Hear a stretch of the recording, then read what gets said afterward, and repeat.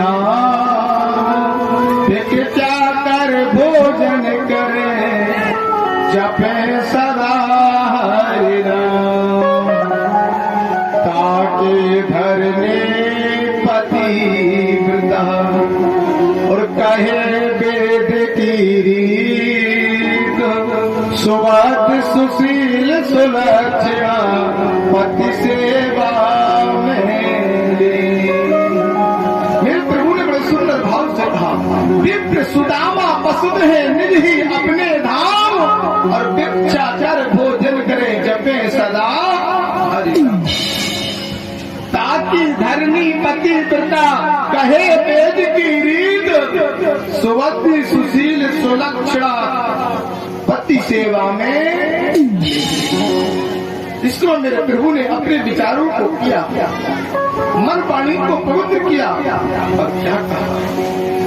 आज दोनों कहते हैं सुदामा और सुशीला कह रहे हैं, बड़े सुंदर भाव से अपने बचपन की बात को याद कर रहे हैं। कहे सुदामा एक दिन,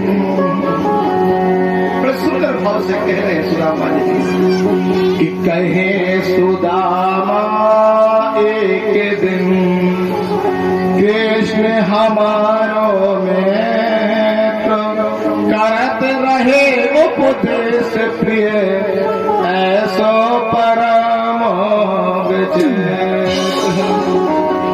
आज मेरे प्रभु बड़े सुंदर भाव के साथ में अपनी लीला को कर रहे हैं, बड़े भाव से कहते हैं कहे सुदामा एक दिन कृष्ण हमारो मित्र करत रहे उपदेश प्रिय ऐसो परम विचित्र। और अपनी बात को जब कहा तो सुदामा जी जो है जिनकी जन्मभूमि पोरबंदर में हुई, सुदामा जी की जो जन्मभूमि वो पोरबंदर में हुई और पोरबंदर में सुदामापुरी है और उसके पास में द्वारकापुरी, दोनों गुजरात में। कहाँ पर है? गुजरात में। सुदामापुरी और द्वारकापुरी। सुदामा जी के माता पिता बहुत धनवान थे। क्या कहा? सुदामा के माता पिता बहुत धनवान थे, लेकिन सुदामा के माता पिता की कोई संतान नहीं थी। तो सुदामा के माता पिता धनवान है, भास्कर ऋषि और कला कहा जाता है।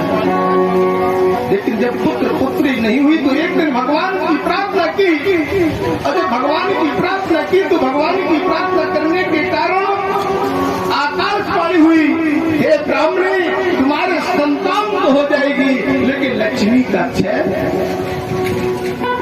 क्यों? इसका कारण है भगवान विष्णु का वाहन क्या है? गरुड़। भगवान विष्णु का वाहन क्या है? गरुड़। और लक्ष्मी का वाहन है। अगर नारायण से दोस्ती करोगे तो लक्ष्मी जी अपने आप गरुड़ पे बैठ करके आ जाएंगी और अगर लक्ष्मी से दोस्ती करोगे तो गरुड़ जी नहीं आएंगे। फिर कैसे?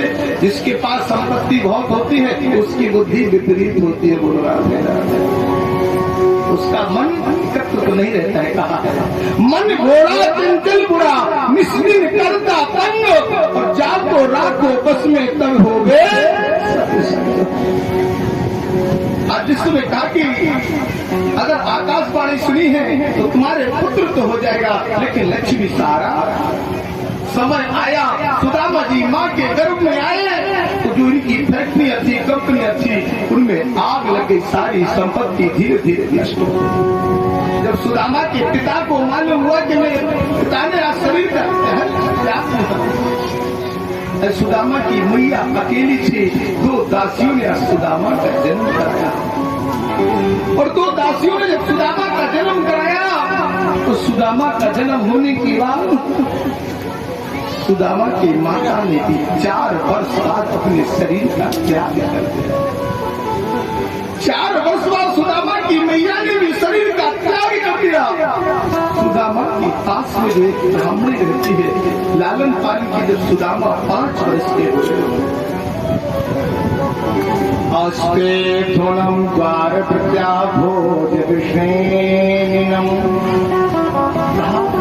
जो बगल में पड़ोस में ब्राह्मणी रहती, बोली सुदामा तुम्हारे माता पिता चले गए हैं, इससे अच्छा है कि तुम गुरु संदीपन महाराज के यहाँ जाकर के ज्ञान प्राप्त करो।